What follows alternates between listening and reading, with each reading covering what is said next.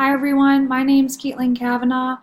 The background of my education, my undergrad was in communication disorders, and then I changed for my graduate school to become an early childhood special education teacher. So that is currently what I'm doing now, and I'm in my second year for that. I currently work as as a caregiver with adults with disabilities, so it's kind of the opposite end of what I am going to be working with in my future. But I think that it really helps me get a good perspective about where my students could potentially be when they get older. So it's kind of nice to know where and what I can be guiding them to help them to do. But experiences with assessments, my assessment experience is pretty limited with my undergrad.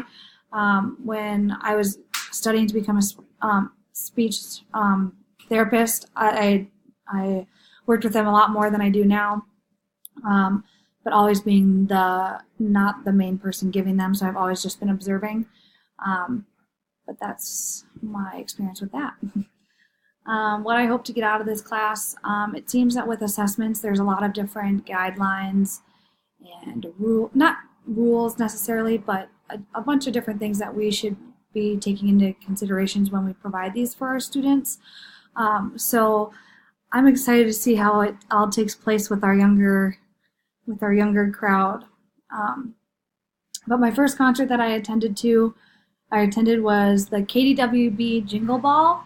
And that's in the cities every like December or something like that. But I went when I was in like seventh grade, and it was a big jingle ball. It had Rihanna and Chris Brown when they were dating, T.I., just a bunch of these old